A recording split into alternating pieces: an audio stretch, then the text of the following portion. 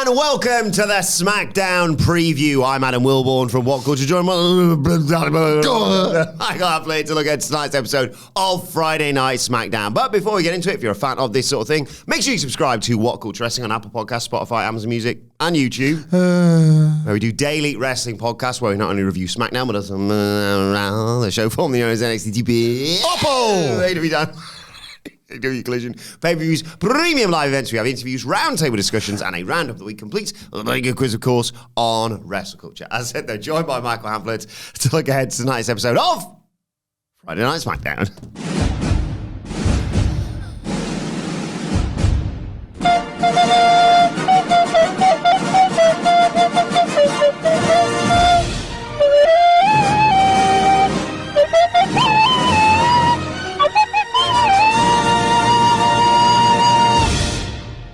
I missed this on Monday. I was gutted I wasn't here to review SmackDown. I was happy for you that list you sent me this morning, the things on this show. I've not known you as excited for four things. Well, pretty much since yesterday's Dynamite review with one specific backstage segment. But I've not known you as excited about SmackDown when we've not been able to talk about in quite some time, especially. And I felt for you because I've lived these days in these like hot-fed years where a thing has occurred and you just like your job. It's a blessing every day. Yeah. And we'll be going into more detail on that across several podcasts next week when we are one. But yeah, it's a blessing all the time. But you watch something sometimes and you're like, I can't believe, like, you racing through, like, weekend time especially. Yeah. Like, value time with, like, family and friends and time to yourself, if you're not us. Like, you wanting the clock to just go as fast as possible just to get to work, to get to talk about it. These SmackDowns, especially when they're hot, they're unbelievable. Twitter and, yeah, it's just not enough. It's not enough. And then you were off, and I know you said you watched it back. Yeah. And it was like... It's an amazing weekend. My son also got baptised, but, you know, SmackDown was on. Well, indeed, yeah. We all get baptised at the Church of the Fed every weekend, mate. Can you not trivialise it, please? Yes, indeed. Minor personal events when I'm talking about Bloodline. You want to talk about family drama? You want SmackDown? Yeah. Essentially, it's a Bloodline. So I was like... I was trying to say, yeah, but come on. It's a bit stupid, though, isn't it? He's not wrong. No. But he has a very different opinion on this massive story. And they are getting stupider, and they are just like racing through significant plot points at an unbelievable speed, and they are doing stuff on tape shows, and it is like weird in places how like, well, that's that mess taken care of, on to the next thing. And Gone are the days where on a Raw after WrestleMania, they think, what big thing we're going to do with the Bloodline tonight? Well, end it with him saying, acknowledge me, because that's the only thing we've got right now. We've got nothing. Like, we'll try and come up with something over the next 3 months if we can be arsed, basically. Roman did that, and then 2 weeks later, he was on a house show being like, this might be the last time I work this building because I'm cutting my schedule down. Yeah. I'll see you later. What? Half out the door. There was interestingly recently, the news broke of Bruce Pritchard and Michael Hayes taking time off for what was cited as differing personal reasons. It was interesting that two of Vince McMahon's long-standing lieutenants were both named in this news story at the same time, and it does paint a picture. Yeah. And you can choose to... That would simply only be speculation, but I think it's speculation that there's maybe some smoke to the fire, who knows. But also, they've been involved in a lot of this creatively as well. Obviously, Paul Heyman has been being given credit. Triple H has had the wheel, so he gets the credit just as much as he gets the blame. That's executive producer Paul Levesque's lot in life.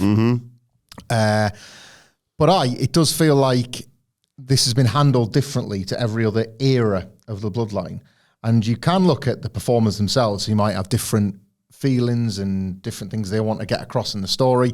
You could look at the time of year, because there's tends to be now in this like sort of Triple H era of WWE, we've got back to the thing I like, which is by Survivor Series. You can start putting your WrestleMania card together, and there was a lot to do here in order to get them to Survivor Series. We were just, like 3 or 4 weeks ago, and I was saying, doesn't look like we're getting our Bloodline Civil War, because it didn't. No. And now here we are, and it's all pretty much good to go.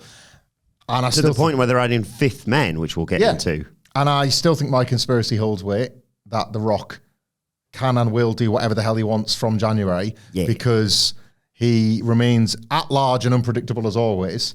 Yeah. Red One's going brilliantly. Well, when I first saw Oppenheimer, I thought, right, but what if it was about The Rock saving Christmas instead on an IMAX? Game over. Game over, all right, mate. The film game, that is. Come back home.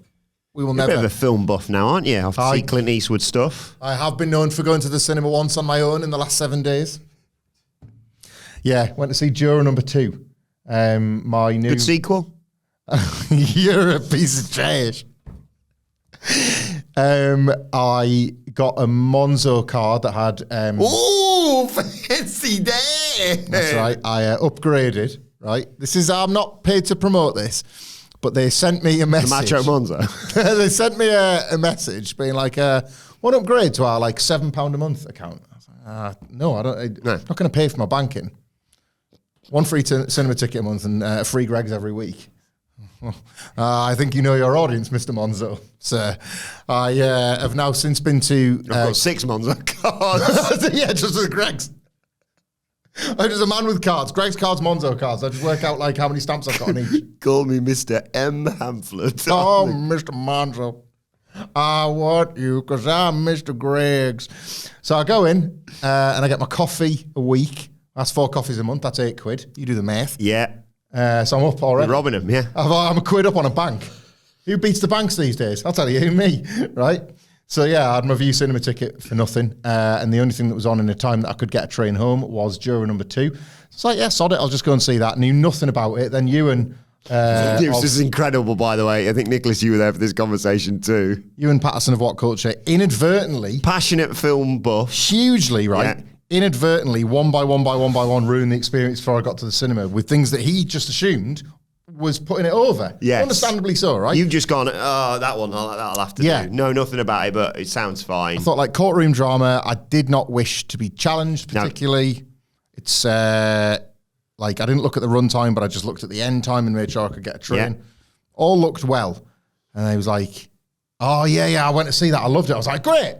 He's like, it's got this person. I was like, I don't really know actors anymore. It's been 20 years since I've known actors. Like, other than the star of stage and screen that we get on Friday Night SmackDown. Indeed. But, like, he's naming people, and he was like, oh, it's a new Clint Eastwood. Oh, f***ing hell.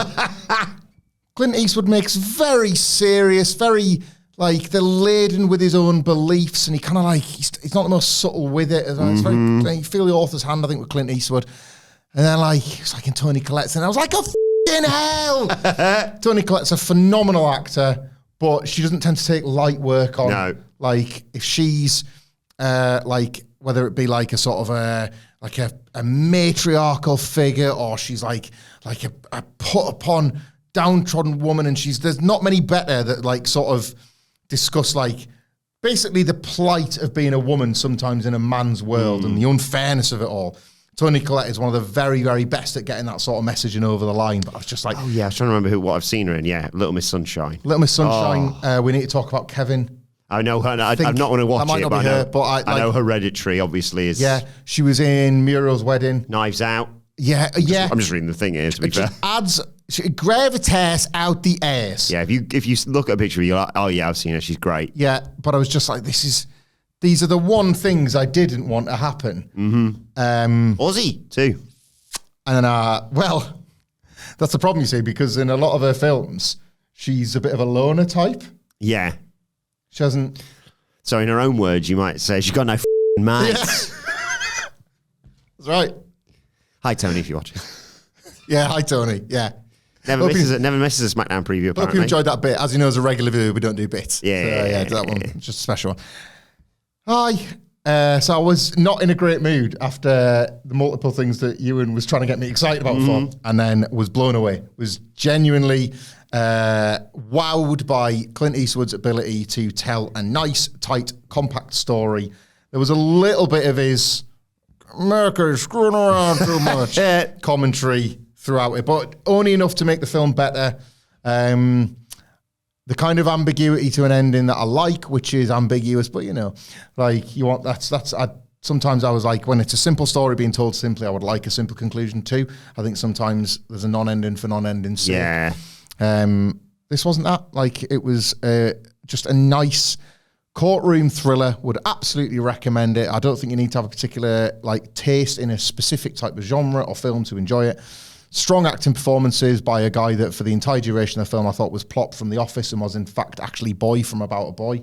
Ah, yeah. That kid. He's an adult now. Nicholas Hoult. Yeah. Yeah. Skins, yeah. I was too old for Skins. Over my head. You were screwing around. That was by that point I was like Clint Eastwood, kid screwing around. I distinctly remember being at uni with one of my mates when Skins was in like second or third season, and the first season it was obviously like very. If you've never seen it, for our American viewers, it was American Skins, I think. Yeah, but the British one was funny because it was like I remember watching it and going, should I be doing that sort of thing? Because it was very much like all the kids are like screwing around, not too much, screwing around, but in a good way. Yeah. Doing drugs and partying. And I was like, I'm not doing that. I'm staying and watching Jonathan Creek. Like, should I be doing that sort of thing? But obviously, the consequences of their actions particularly reflected back on them on season 2. And my housemate at the time was like, I don't like this season. Preferred it last time. Oh, what? Where they could just do what they wanted and had no repercussions. Yeah, that makes sense. The first season was, I remember Get hit by a bus at the end of the first season. I'd never watched it and knew very little about it. It wasn't Spoilers. There was definitely periods where I was with and without telly at uni, depending on if like with or without telly. That's a you too. Just depending on like what cable box we had at the time or whatever, and I think it was maybe on E4. Yeah, that sounds about right. So didn't always. I don't think we had that channel some of the time because I didn't have a Freeview box or whatever.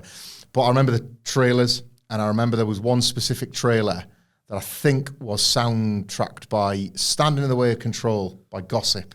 And it was just what a banger that is, by the way. Just extremely zeitgeisty show for a minute. But I was absolutely, but because I was probably like latter years uni, but I was already feeling like, well, like I'm not young, I'm not zeitgeisty anymore, and that has already like passed me by. Screwing around too much because of that. Have less fun. I'm not having that fun. So all you people are having that fun. So yeah, just never ended up actually seeing the show itself, and I never put 2 and 2 together and made Nicholas Hoult. I just thought he'd gone from Boy to juror number 2. That was it. That's all he'd been doing. I thought that was like X-Men. Nah. I did, yeah, because he reminded me of Plop from the latter seasons of The Office. I think it's Plop. Yeah, Nicholas. You know the not Dwight Jr., the other new starter in the latter season. Pete. Pete. Yes, Pete. Yeah. That's definitely not him. But no, he's not. But his nickname was Plop, wasn't it? Yes. Yeah. No, he ddidn't. I don't know. I Google a picture and I was like, I don't know. I can't. Him and Aaron got together. Yeah. Yes, him and Aaron. Yeah. I think him and Aaron got together. Spoilers. 10 years old. That's it's the friggin' Office and Skins. Tell you about the Sixth Sense. well, you know, people. Thank you to everyone who regularly listens to this or watches this, but particularly if you listen to it as a podcast and you're thinking, right, well, after this, what else do I listen to? Well, we've got other podcasts out there. Go and listen to them. But once you've gone through our entire back catalogue, every single one of them, can I recommend the JC podcast, which we got tweeted about earlier on this week? Yes. Shout out to David Shopland. I'm genuinely going to go and check this out, David. His comprehensive Jonathan Creek podcast. You just said the magic words, David. There's a podcast for everything. Put our faces on Jonathan Creek and Caroline Quentin. I've realised I've mixed the character names and the people's names there. Alan Davies and Caroline Quentin, but I'd like you and I, Brian, to be Jonathan Creek this week. Jonathan Creek, more like Jonathan Crack. It's so good. It's so good. I still need to, I remember the theme, and it was like Saturday night BBC One. Oh, Jesus. Oh my So it God. would have followed like Noel's House Party. Oh, Casualty, probably. Was it in the sweet spot before Casualty? No, it feels like a niner. Feels like a 9 p.m. Because occasionally they were like, what if there was a dead body in a wall? I used to flick over when Casualty was on. Back to ITV for a bit, see what was kicking around on... Sunburn? Was that a thing? That was with Cindy from EastEnders. Yeah. Trying to give her a vehicle of her own. It did not take. No, did not. Like just that DL and Pasco. Oh, Dalziel and Pasco. Love right. them. Blew my mind when, I forget which one, DL maybe, was Dim from Clockwork Orange. Yes. Oh, of course he is, yeah. The passage of time has ravaged him. Now he's a hard-boiled detective solving parochial murders. Who were the ones who did the Unchained Melody cover? Robson and Jerome. Thank you. He does, Robson Green does fishing now. Does. Yeah, there's some terrible stories about him. Jerome Flynn, though, was in Game of Thrones. He was indeed very, very good Again, in somebody that. that looked very different from his like 90s pop pomp. And he's one of the best characters in Game of Thrones, isn't he? He was Bran? It was good. I liked it. Good egg, wasn't he? Yeah, Maybe, no. yeah. Bran was it? He was Jamie Lannister's mate, wasn't he? Yeah. Yeah. No, Bran's gate. No, Bran is. Hang on. Bran is the one in the. Bran's the young'un. Bron is the one we're thinking of. Yeah. Bran and Bronn. The flower pot one.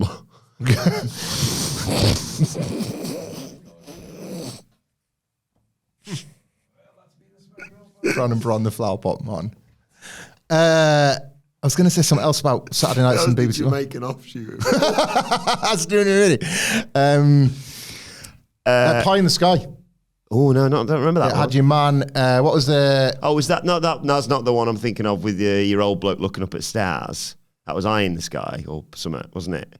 Was Patrick Moore. Patrick Moore, Games Master. Yeah. He was when he wasn't helping you get through one of the levels on the Donald Duck game on the Master System. He was also looking like an astrology fan, wasn't he? Yeah. Eye in the was that called Eye in the Sky? Something like that. Anyway, Sky at Night. Sky at Night. That was like for the longest time. That was the BBC's longest running program. No, Pie in the Sky was like a kitchen adjacent detective show with your man who was in like loads of stuff. Big fella, grey hair, puce face, like but kind of beloved British actor. Google Pie in the Sky, BBC. In the Sky. Oh, my searches recently as a result of this, people are going to be. Google's going to be thinking, this boy loves his pies. Well, it's it. It's Pie in the Sky. Oh, yes, I What's that recognise guy's him. name? Richard somebody? Well, his character name in it is Henry Crabb. Yeah. Yes, that's right, yeah. Richard Griffiths. Richard Griffith, that's it. Thank you very much, yeah. I'm surprised, based on the shows back then, I'm surprised it wasn't like Henry Pie, because it would all like, or Henry Sky, because it would always just, Henry Pie is friends with Joanna Sky, and together they solve mysteries while also baking up a great dish in the kitchen. He was a D.I. Crab.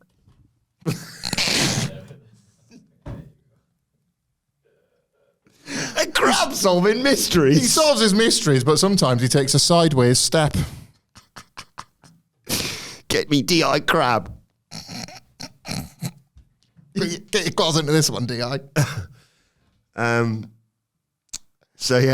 Speaking of pie adjacent stuff, I assume, well, you did see this tweet we got from the brilliant Nick Shute. Thank you, Nick, for this. Also, ironically, what his dad says when he's playing football. Who Nick says shared us. I can't give him all of them. I'll give him like 99%, Nicholas. You're here for it. Yeah. Hash brown cheese toasties filled with Cathedral City cheese, which are new at Iceland. These look unbelievable. So, if you know what cheese toasty is, but what if you replace the bread with hash browns? I've not seen innovation like this since KFC replaced the bread with more chicken. Yes, the double down, yeah. I'm going to get some of them. 100%. We do need to get some. The Asda freezer range gets creative at this time of year because they start putting stuff out for Christmas. Mm-hmm. And you buy curry balls, like just 20 or something in a box. And it's maybe like a samosa taste, but like with a curry sauce, like with a dipping sauce kind of thing. And it's just all frozen in one box. Just little things that you can cook that are easy to oven warm and then serve as snacks. Or in my case, put in the freezer till January and then eat the whole box for tea when my wife's out. You know what really grinds my gears sometimes? Is this time of year where people try and fight Christmas.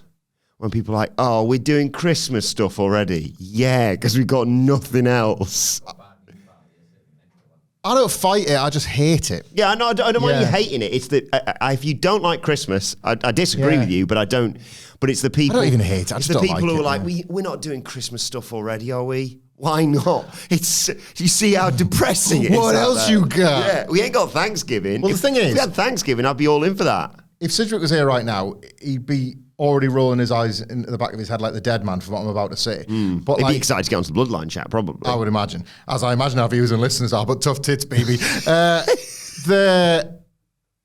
Christmas thing, I don't fight it. I just let people like what they like. You know, I was in a card shop early this week It was my dad's birthday yesterday. Happy birthday, Norm. 79 years young. That counts as a present, right? What's that? That counts as your present. What? Give him a shout on a podcast. Oh, yeah, he'll never, ever hear it, but like, happy birthday all the same. Actually, he might, because he does occasionally show his neighbours. Oh. There's a lovely sense, I'll see on his, he doesn't realise it's a search history on his YouTube thing on the I thought your son talked about wrestling. yeah, he won't watch these ones. He'll be looking for the ones with Sidgeon. But like I'll see like sometimes like Dadley Boys in his search thing, and it's like really sweet because obviously we don't necessarily brand all our ones like that, but like you'd like to think like you'll find one. But it's great because it'll be sort of like it's a mix of like, so when they've got the kids and stuff, they'll be putting stuff on for YouTube, so it'll be like Dadley Boys and then like Mario or something like that, and they'll be like sort of maybe like Sunderland goals 60s or something that was like a season ticket peak or whatever, and then just at the bottom I'll be like, there you are, Dad, there you are, and it'll be like Snake Eats Lion or something like that. And what's happened is he's been baited by those videos where like they've done a Photoshop of like this ginormous snake surrounding a building with a lion and its head hanging out of its mouth. Whoa, I miss this on the That news. wasn't in the news, yeah. And he's gone watching that. It's probably not given what he wanted, but it's put the thing in his head of like, I'm going to keep finding out. Like, I need to find the real one of this because this video lied, but the truth is out there. Yeah. What were we talking about? I can't remember. That was it, Christmas. Oh, yeah. So, yeah, I was in this card shop and they were playing the Christmas music. It wasn't one of the few Christmas songs I like, but... Oh, I always forget I'm going to do Whamageddon this year. Oh, yeah? Yeah. That's a bit of fun. It's easily ruined by radio stations like the ones you used to work for that simply do not care and just stick it on in the car. Oh, great. It's always like the breakfast show. He's like, we're going to start a campaign to play Mariah Carey right now. And you've just been told to by the person who schedules your music. You ain't got a choice. Everybody plays it all the time. Yeah. We want to really get that one out there. Nobody's kind of we're the first guys to really hear this Mariah Carey one. It was the 12th of November or something. I was like, that is early, but let people like what they like. I genuinely think, and we talked about this before, this can be applied to action films, my complete lack of any sense of adventure, my diet to this day, my ability to very much just enjoy only a select few things in life as long as I've got plenty of them. I just think your point is correct. People get from Halloween to bonfire night, remember. The 10th of May. And once that, so 10th of May to December is a long time, right? So there's nothing to look forward to. I always did, because you were only a maximum of 6 days away from a Raw.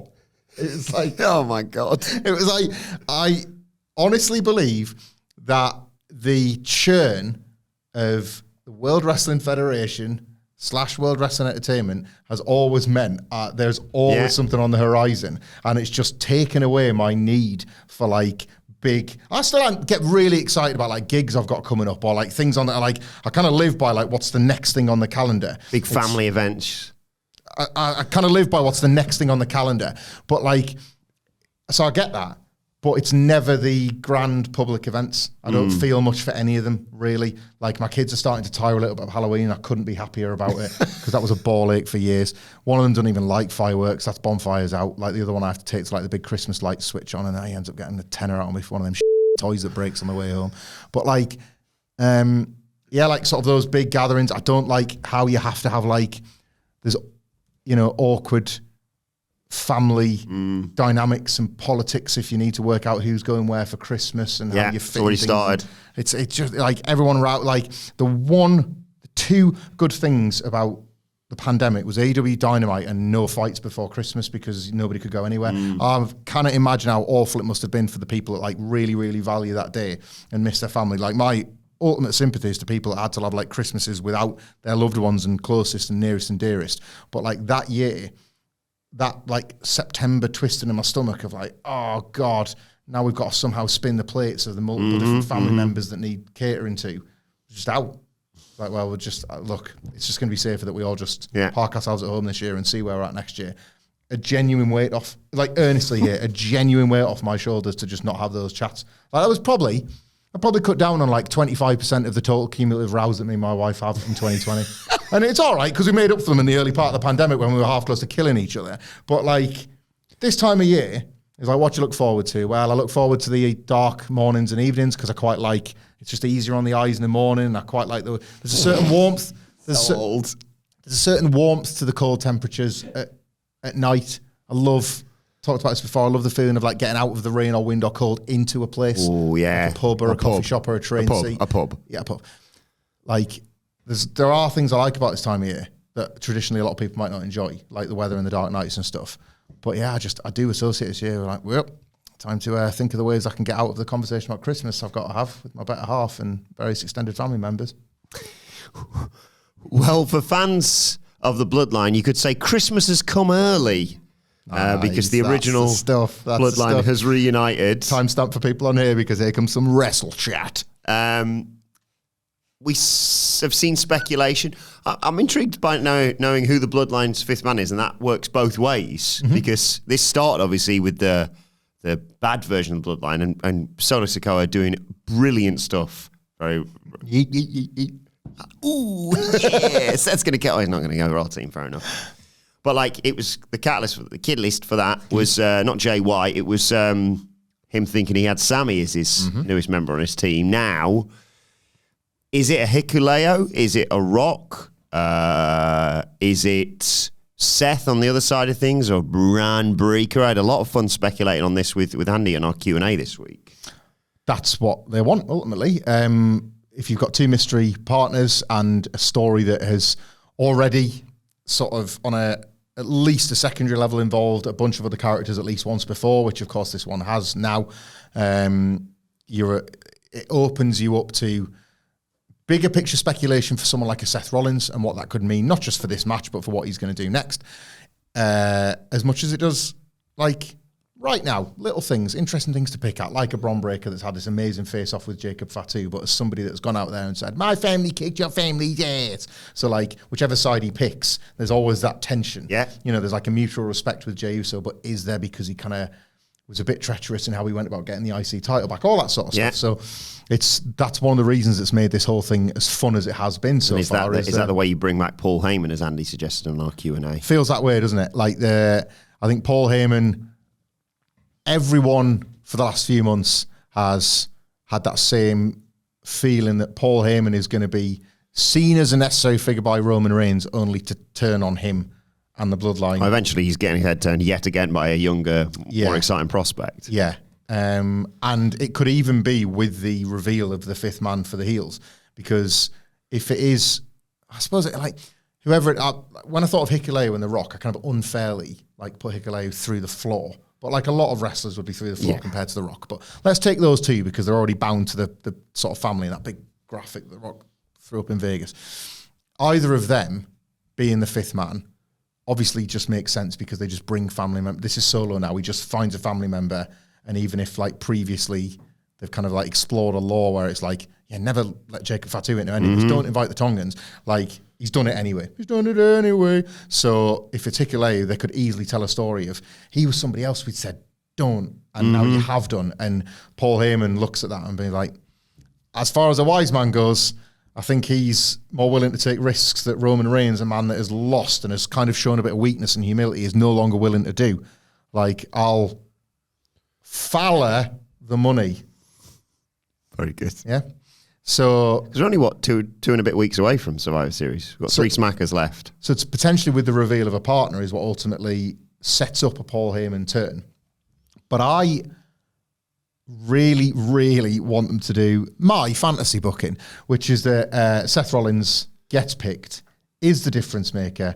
They explore some just electrifying tension with Roman Reigns in the match itself. At least one moment where there's sort of the opportunity to do a shield bomb with Jey Uso, because he's, Sami Zayn, should I say, because he's a link man anyway. You pointed out the kind of... Go on, guys. Let's... Hey. Something like that in the match. And even Seth's I don't shit anymore. Get off. But he does it, and maybe it's part of how they win, I don't know. But he gets it done. Do the same shot again just for the fun of it, really. Cameras panning out on the cage, arms raised in the air. Punk at the bottom of the ramp. And Seth Rollins, are you kidding me again? And but this time it's different to last year. There's no intrigue about it. It's Seth Rollins' music is even playing for the whoa, everyone's having a sing song. That cuts the sing song off. And it's him again, and it's Seth Rollins yet again, and it's Sami Zayn yet again. Like, leave it, Seth. He's not worth it. He's not worth it. You get on the road to that. Like, you've got Saturday night's main event on the horizon. You've got the Royal Rumble that you would imagine both will be in if one hasn't defeated Gunther by that point. And who's to say one of them might have defeated Gunther by that point? That's something I like. I sense the Punker might be around before Survivor Series, maybe on like that Raw that isn't. We've got a tape for all coming up this week, so maybe on a one that isn't. But they've been patient. They've kept him away. So you could just run that back and have some fun with him and Seth build really starting to kick in now. And now speculation about Wade Barrett returning. You want to just straight in there, War Games. I'd have him as my fifth man any day of the week. I love him. I'll bring the boom to you. But yeah, Roman is advertised for tonight. So yeah, it'd be fun to explore. Because at the end of the day, all we really got in terms of the reunion of the original Bloodline was the fingers in the air. Like, well, Roman hasn't apologized to Jay yet, and I liked that last week. I'm sorry I put up with bollocks. Yeah, but Jay then said in the backstage thing that immediately followed, that was your pass, and you're lucky to get that one. And they've done such a good job. It's my favorite thing about this Bloodline reunion so far, seeing as they took the yeet away from me on a taped episode, is the agency of Jey Uso, the Jey agency, because the entrance that they made at Crown Jewel, where Roman and Jimmy entered, and then Jey came out by himself, and then it was a bad match, but Roman's like face acting throughout that, puts his hand out for the tag, and Jey goes to Jimmy, what the flip the deck. Just like really, really strong stuff from Roman is like choose scenery like he chooses cheeks. That man. And it's that and that. Yeah. It's like when you get clipped in the jaw or something. So I've really, really enjoyed that, and it's Jey Uso's had like yet another quite incredible month where he is starting to feel like he's actually made it, like for real.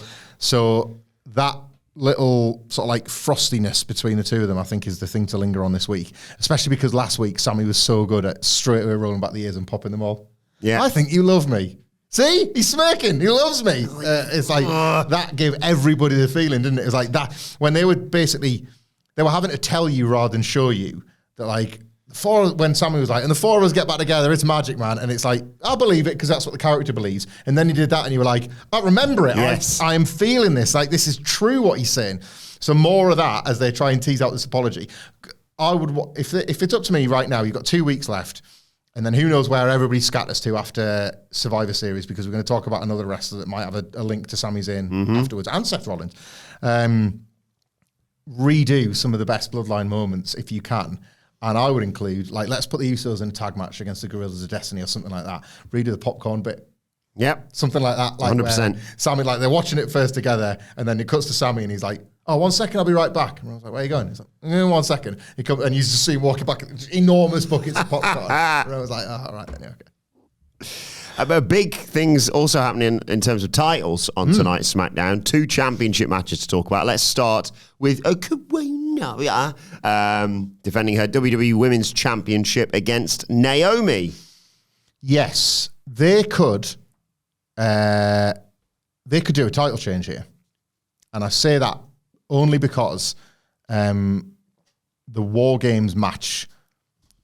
That's suddenly come into view, hasn't it? Exactly. It didn't... This is the thing with Triple H, man. He's kind of... He does some dark art stuff with this, because it didn't really look like there was going to be a Women's War Games this year. No. And we talk about parity and representation on this podcast all the time. And this is not a sort of attempt to sort of attack both of those, but it almost didn't need one. You could have just told a couple of interesting women's title stories. You had Io Sky lined up against Liv Morgan. You've had quite a lot going on. If they'd have put Naomi versus Nia Jax on the pay-per-view, no one would have complained. SmackDown Women's Division is starting to like show signs of life this last couple of months, so you could have done those 2 singles title matches or something. But no, they're going to go with the War Games. And as it stands, you could take the title off Nia because she theoretically goes into War Games to try and like lead her team to victory. Yeah. And it removes the Tiffany Stratton element. You can just make it about will Tiffany pin Liv, or like that sort of. However, I do like the sort of more Survivor Series-y mix of like, these people don't really get along. You know, the Bloodline versus the Bloodline is kind of set in stone, even if you add in 5th people who are new to this story. the women's one is just like you could have a team that's Nia, Tiffy, Liv, Raquel, that sort of thing. Goodies and baddies, isn't it? Yeah, exactly. I quite like that. And so as a result, I think you could take that title off Nia, but then you free up Naomi to maybe have like a title match of her own, like at the Survivor Series or around Saturday night's main event. But I do think Nia retains because Naomi losing feels like a direction rather than a defeat. I agree. I think they've been quite patient with the Naomi-Bayley split. They've even had Naomi folded back into a role in the big three with Bianca and Jade a little bit of late. And it's this idea that she's kind of a union with Bayley didn't really yield any great results. She's very much the third member of the big three because the other two are tag team champions that defend and win all the time. This feels character building, and it has done for quite a while. And I hope that that's what this is. And she's not just like, I don't want to, this is not to neg this other person, but like Michin was there to be set up to be a Nia opponent and then kind of be faded back. I don't think that's happening with Naomi. So I do think in defeat here, that's part of the direction they're going with it. Yeah, and I really, really hope there's no teased cash in on tonight's show. Could do with it. Unless it happens.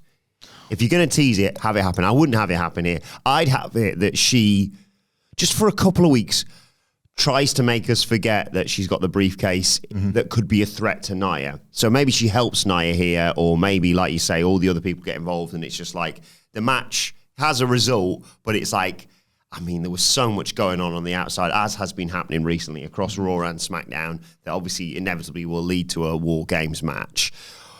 But then I'd also have Nia in the coming weeks bully Tiffany a little bit by saying, you'll be starting the War Games match. I'm not having you hiding out in that cage just in case you think... Yeah. Got a spot for you. Go on. Is it physically impossible? Only-ish. Okay. What's one of the all-time great WWE War Games spots? I'll tell you. It's Adam Cole sitting on the post as everybody else does a double Tower of Doom. Yes. And he just kind of can't believe his luck that he's still in one piece, and he does the Adam Cole baby from the post in between the two rings, straddled across both, right? They set up that spot with the majority of the wrestlers, although there is one babyface on the outside, and I'll get to that in a minute. So they set up a Tower of Doom spot, and Tiffany Stratton is in the Adam Cole spot, and it looks like she's going to be taken that way or that way. Who knows? All the bodies flying, right? Tiffany Stratton, baby. Let's say Raquel Rodriguez is the one on the outside. Okay. So she's like on the outside, and I'll tell you why in just a second. So Tiffany Stratton is there. What again she would say if she was in the Adam Cole spot? I quite like that. Tiffany Stratton, baby. That's nice. I like it. So she's there in the middle, and then at the same time, Raquel Rodriguez, so furious, she's like, "Oh, I'm out the ring, and they're all in." She's going to the ring. She's throwing weapons. Go with me over the cage into the War Games. Yeah. So like steel chairs going in, chains going in, table. Imagine that going in, right? So whatever, but. Bin, because you need the bin for the spot. Yes. She's not really looking. She's just like, get the weapons out, throw. So as she's doing this, you're not going to believe what happens. No. The double Tower of Doom happens. Tiffany Stratton is like, I'm here, I'm fine. And at that very moment, Raquel Rodriguez, while throwing weapons, just throws the Money in the Bank briefcase over the cage. Wouldn't you credit it? It lands in Tiffany Stratton's hands, and she's looking down at Liv Morgan over there. Great. And Nia Jax over Fantastic. there. Both down and out. I love that. I genuinely really like that. I mean, the more I think about it, it's like physically improbable. Yeah. Like landing that. She can take the briefcase in as a weapon when she runs down, in theory. She should hide it in a bin. Oh my God. Pink bin. Someone goes to put the button on their head to jump off the top and it just drops it. Where's that come from? Pink weapons. Pink weapon. Jesus. Oh my God. You know, like Who didn't Edge and Finn Balor's colour-coded weapons. Didn't Pat McAfee have like branded stuff as well? Yes, he labelled Labelled the table. Labelled the table. It's for our Dutch listeners there. Label the table. Labelled the table. Well, she's black. She's chicken on it. Yeah, pink weapons. Like pink Ken doll stick. Oh my God. Ken doll's dick. Oh my God. So yeah, Nia Jax retains tonight. Yeah. Don't make eye contact.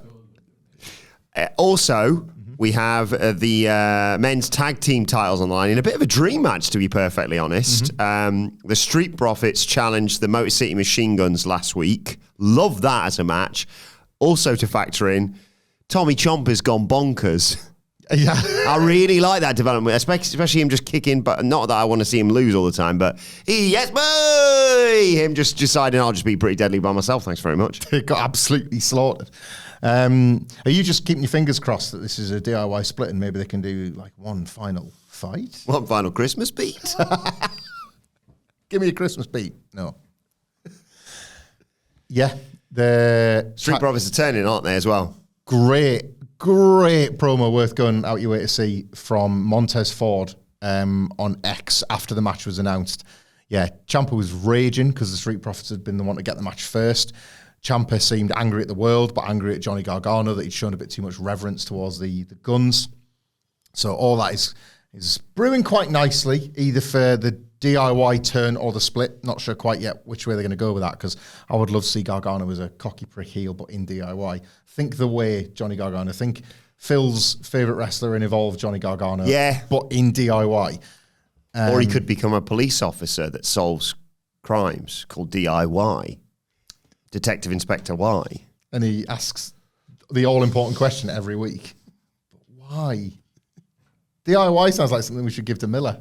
Yeah. Like a police-themed character for his videos. Or for the ring itself. Collision Cops featuring DIY. DIY. Their British counterpart. But back to the Street Profits. Yes, sorry. No, but it's all part of a division that, again, I think a bit like the women's division on SmackDown, it's showing signs of life to me. Win or bust, championships or bust, was Montez Ford's words last week. He was very much like, no, this is not a matter of, we're going to do our best. We're winning. We're taking the titles.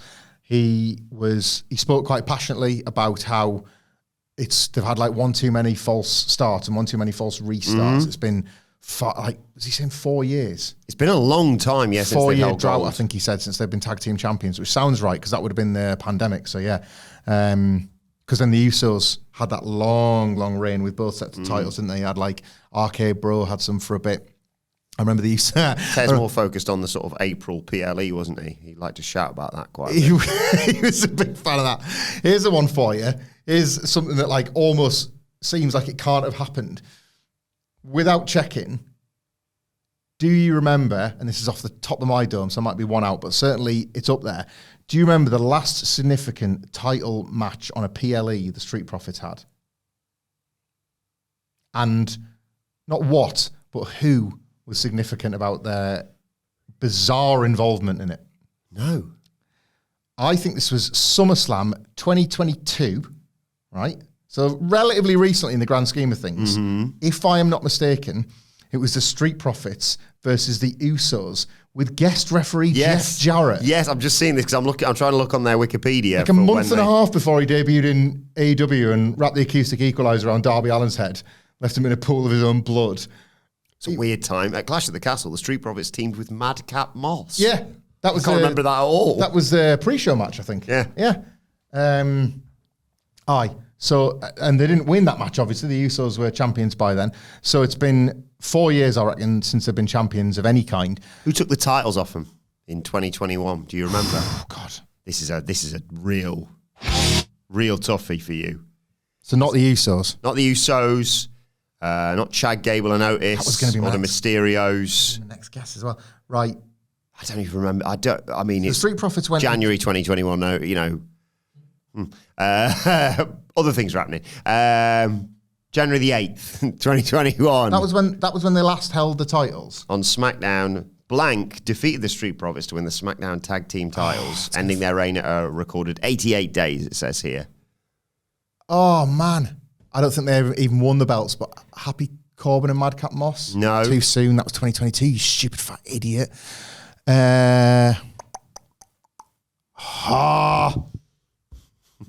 Making me mad. Also glancing up at them fighting Andrade and Angel Garza, which I assume was part of that terrible Zelina Vega stable that never won. Yeah, oh God, yeah. Well, a new member and lose. Was it Go on. the Dirty Dogs? Yeah! How do you remember this stuff? Feel Amazing. alive. Yeah, Ziggler. I like them. Ziggler and Rude, yeah. Yeah. See the thing that Pollard posted in our chat, and shout out to Andrew Pollard. I did. I don't know how you found this, and Let's see if we can up that figure because it's pretty low right now. Yeah, for the dedicated fans of the Dirty Dogs. Dirty Dogs. You can have yourself a piece of wrestling history, and that is a piece of the mat, is it? Yeah, 2 pieces of match-used canvas when the Dirty Dogs were NXT champions. Separately. Yeah, by that I mean Dolph Ziggler at Stand and Deliver, although he won it before that. He won it before that. And then he defended it, obviously, and then just dropped it immediately. So not even the show he won the belt at, just a successful defense against Braun Breaker. Stand and Deliver, it comes with its own. It's a good show. And takeover that Robert Roode won it at, or defended. Well, Got their horns. Here's another problem. Here's another problem with the item. So, Takeover San Antonio. He defeated Shinsuke Nakamura, and the belt that he's posing with in the picture is not even the one he won. Brilliant. It's the wrong belt, mate. Wrong one. Yeah, they're the big. I love that NXT belt. That's a golden era NXT world title for me. On the screen now. Oh yeah, the big X, the big X. That's the wonderful. Oh, what a belt that was. The image of both. Oh, the image of both. It makes no sense, mate. Well, is it like, isn't the auction for like $70? Yeah, that's where we're at now, at least the time of recording. I feel like that's the sort of thing you would get first hand on the shop for about 100. Yeah, 3 days left to Go keep on, bid. bidding. Go on, keep bidding, start bidding. But yeah, do you think Ciampa involves himself in this MCMG match? Yeah, possibly. He was visibly resentful of the Street Profits specifically. But I wonder if... Yeah, no, maybe he will actually. I was going to say maybe the guns just win clean, and then the heel turn is more found in the fact that you can't get it done. So you're going to like resort to different tactics. They're not going to win Street Profits, but again, it's a bit... You want to lose upwards if you're going to lose, and they've tried before with the Street Profits to get the heat by making them more vicious. Remember, like, was it? It wasn't on DIY, was it? But remember that week where they were just absolute bastards, and they couldn't make their mind up, like with the Bobby Lashley group, if they were heels or baby faces. It didn't really take, did it? So if you're going to make them heels, I think it needs something more, and Ciampa screwing them is maybe the way to get them there. Like Triple H loves, and to be fair, it works more than it doesn't. Like loves his righteous heels. I'm going to talk about a big one on the show. So the idea that you're giving them ammo for why they are frustrated and aren't going to sort of take this, like, I don't know, just like this sort of, this lower mid-card career as enough, I think is like a good way to get them going. Well, let's talk about the man you just alluded to there, because Kevin Owens tried to kill Randy Orton last week. He hit him with a pile driver, neck issues, all that. There was the old board came out and they carried him out, and Cody left with Randy. Although I've seen some speculation online that perhaps Randy Orton's injury is, in a way, Cody's fault. That's certainly how Kevin Owens will frame it. He'll link everything back to Randy taking Cody's side. That's how he does his things, you know. Like, he's got the added bonus, I guess, of saying that, well, like, Randy, mate, you turned on me first, and you turned on me for him. That's 2. Like, all I did was apologize. That's 2-1, mate. Like, he wore that Kevin is right t-shirt. Oh, yeah. Week. You know, like, at this point, nothing. Loves Randy's raspy voice, by the way. Well, yes, it was perfect for this as well. Like, they almost like entering his old-timer era, right, as he's getting his back and shoulders and neck broken into a million pieces. It was pretty much what we talked about. Great sell by Randy as well. Just like freezing. Of just like, I'm not sure can I feel my legs? We fantasy booked a version of this for the match, didn't we? The power bombing at the apron, squash, but they've done the brawl and then the angle with the pile driver. The pile driver nicely established by Kevin Owens as a brand new kill shot. Doesn't hurt. So that character is good to go. I wonder if, and Owens as well, saying, like, this is why these things happen because of this stupid system that I'm trapped in. Triple H was trying to protect Randy Orton from this sort of thing. Well, he was right about that. Like, because look how easy I can take somebody out. It all comes back to you, Cody. It all comes back to the fact that you team with the Bloodline, and they need to start hitting that as well. Like, what have I done wrong in any of this? Like, tell me when I'm telling lies. Tell me when I'm telling lies. Like, you teaming with the Bloodline was the sort of thing that you need to be checked for. All I was doing was trying to check you for that. And then you take it to the next level. And then Randy, you take his side. Like, I suppose you were happy from teaming with the Bloodline, were you? Like, at no point does he accept any responsibility for this, and the mention of it teaming with the Bloodline on a potentially the same show where we've pitched Sami Zayn bringing popcorn to Roman Reigns' door, like the likelihood of Seth Rollins joining this, it's like, all my mates, every single one of them, are you joking? This is sending me more and more insane. As part of the Bloodline reconciliation, I would suspend Kevin Owens. Keep him away from television yet again as a man trapped in his car, cutting angry promos because he's gradually unraveling and his wife doesn't like him in the house. Without mentioning that Sami Zayn is also not exactly he's not exactly best pleased with Sami Zayn's act, but he doesn't need to mention that. We can infer that. We talked last week about Conor the Red, who suggested the triple threat. Do you still think there's a chance of that? Like, because I like you say, I agree. I think the SmackDown GM, I can't remember what his name is, should be, wanting to punish Kevin for what he does, but also Cody would really be like, no, I want to get my hands on him. And I quite like the idea of setting it up as Kevin Owens versus Cody Rhodes at Survivor Series, and then maybe at the last minute, Randy being like, I want in on that match, I want to kick his ass. And you're like, why else do you want in that match, Randy? Because you've been eyeing up that title for quite some time. And then also Cody coming from the fact of, you don't want to be in the match, I don't want to hurt you some more. And him being like, who do you think you are? Like, do you know how many times I've won this world title? And so you've still got that nice element. The as I always say, the nice way of laying out a triple threat is pure babyface, Cody Rhodes, obviously, pure heel, even though not in his own head, Kevin Owens, and Randy Orton. More babyface leaning, but it's Randy Orton. We know what his history is, and at the end of the day, the title's going to be on the line. Or do you just do the straight up KO Cody match at Survivor Series? Well, right, I'm going to try and make a point with the bigger picture here rather than just simply that going straight to that match at Survivor Series, which you absolutely could do. I wonder if they might do Cody Rhodes versus Kevin Owens at Survivor Series, but all will not be what it seems there, right? You could just book it now. They're ready to go. Like, you could do the same thing what Triple H did with Randy Orton, where Kevin Owens is indefinitely suspended. Like, SmackDown GM, can't remember his name, was like, it's above my pay grade, but I agree, as it happens, with the decision. He's a danger to the talent.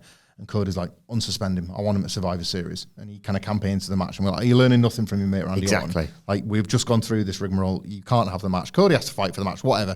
Do it at Survivor Series, or do it as a big match at Saturday night's main event, right? Which is a big show in December that they need big matches for. Try this one on for size for a second. Walk with me. Okay. There is Saturday night's main event in December.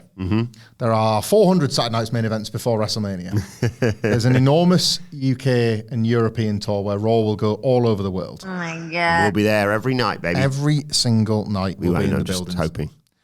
And alongside all of that, there is and I was initially a bit overexcited with the arrangement of the seats, but we're looking at around 50. There is a 50,000 capacity stadium in Canada to sell for Elimination Chamber. Bizarro World, some might call it. Not anymore, because the company can book. Might Kevin Owens defeat Cody Rhodes for the WWE title before WrestleMania? Jesus. And go into that show with the belt to lose it back to Cody? Or go into that show to fight Sami Zayn, not at WrestleMania, but in the main event for the belt for all damn marbles in a Canadian stadium? That's what they all call it. That's right. This is the Canadian Stadium. That was the Red Hot Chili Peppers album, wasn't it? Or, balls in the air here, like, if not Cody, Really? It's that meaner segment for you all over again. Gunther loses a title, and then Punk's got a belt, or Seth's got a belt, or what I'm saying is, as we see it right now, the status quo, could that be upset before WrestleMania Maybe. in ways that we're not thinking about? There are 2 Royal Rumbles, men's and women's. There's a massive stadium show for the Elimination Chamber. There will be Elimination Chambers that will set contenders. The Rock exists. Like, That he does. Steve Austin says, well, that's pretty close to Vegas. Like that. All I'm saying is that, like, there are a gazillion chess pieces on the board at the moment, and they're not red or black. Sorry, they're not white or black. They're red because they're boiling hot. Glad, just nice to get a nice quick fed temperature check before we conclude. It's always boiling, mate.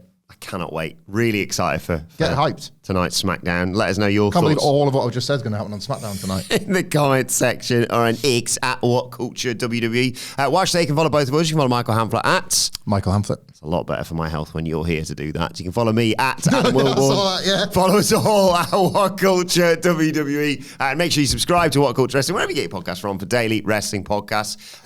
We're going to be talking more unfiltered wrestler opinions with Michael Sidgwick later on today, and Wrestle Culture coming your way with the hashtag Bloody Good Quiz. But for now, And what's happening? and next week, don't forget, we are one. Big celebration of our 1 year here on our own special YouTube channel. Lots of exciting stuff coming your way. You've no doubt seen it all over YouTube and on social media. Us getting very excited about that. So, yeah, get hyped, in the words of Mojo Rawley, ahead of next week. But for now, this has been the SmackDown preview, where we've talked about whether or not Randy Orton's injury could be Cody Rhodes' fault. A women's War Games match, a tag team title dream match tonight. Who leaves as WWE Women's Champion as Nia Jax takes on Naomi, and the original Bloodline reuniting for War Games. The SmackDown preview. It's got all this, all this, all this, and so much more. We'll see you soon.